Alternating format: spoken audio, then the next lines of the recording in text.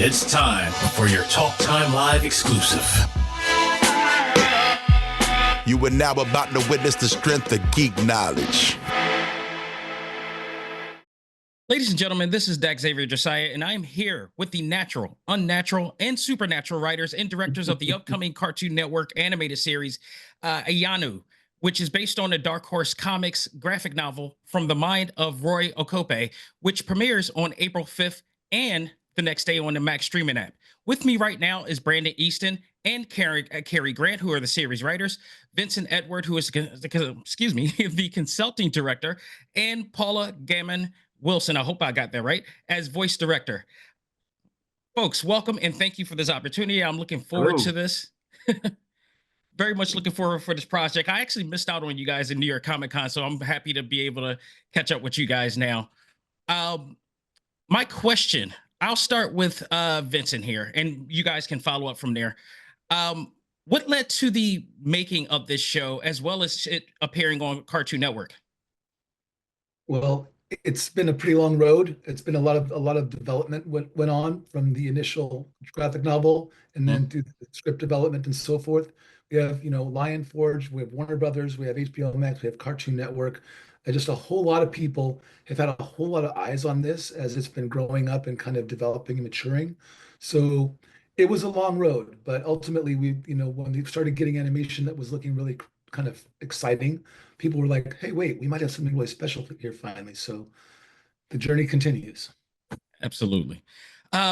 Question for pretty much I'll go to Kerri and Brandon Easton on this. Kerri Grant and Brandon Easton on this. When it comes to the aesthetic and authenticity of the series, what was the challenge of making sure that it lived up to the graphic novel as well as appeal to the Nigerian culture and newcomers to the series? I think we were really lucky in that in the writers' room, we worked very closely together, not just with each other, but with Roye Okupe, who created the series. Yes.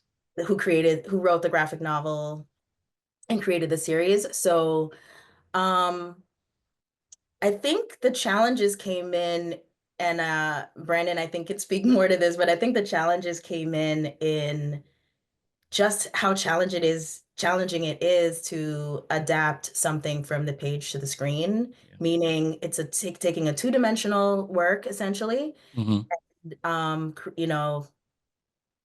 making sure that it's visual and the world is built out in more of a three-dimensional or more multi-dimensional way. Right. We were all very committed to just being very true to the culture, to the world that Roye had already created with the graphic novels.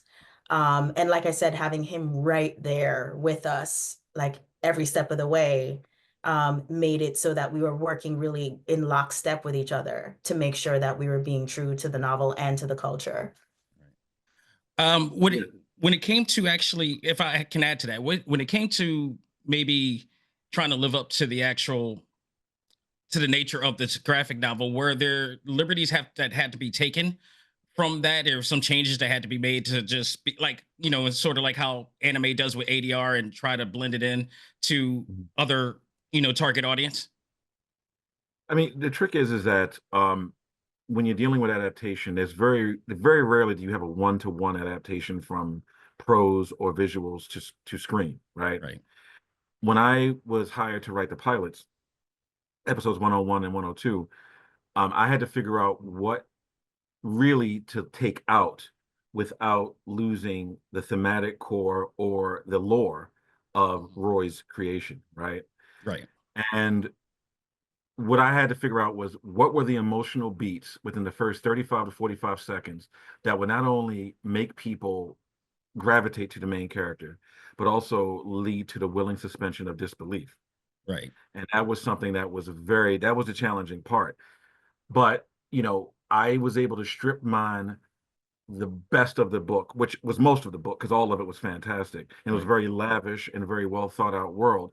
But the trick was I had to figure out how to do that in 22 pages.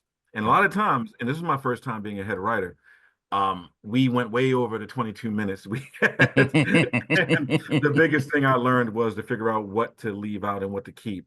And I think we achieved that. And once the room got assembled, between Kerri, Ivory, and Matt, who were the other folks, and Roye was in the room too, Right. the totality of experience and expertise helped shape those scripts. And you've hopefully seen the final result, you know. Right. Paula, I'll start with you on this one. Aside from IYANU, what character do you think we should be looking out for? What was one of your favorite characters? And then I want everybody else to add on from there. Oh gosh, that's like asking me to choose which child I like best. You know we gotta we gotta put that pressure on you. Oh gosh.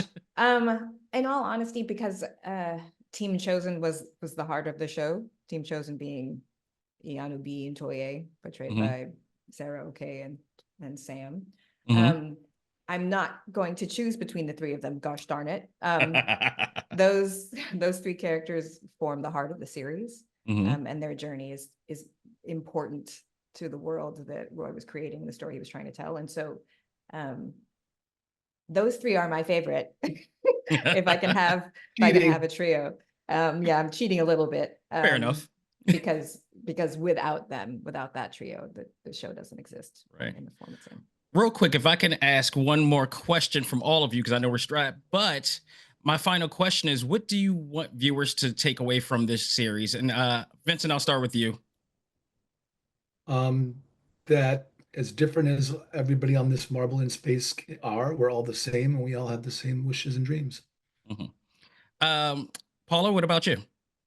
The joy of it. It's a joyous show. There's a lot to be joyful about it. The fact that it was made at all, thank you to Lion Forge, and the fact that everyone involved in it poured their heart and souls into it, and you can feel that anytime you see it.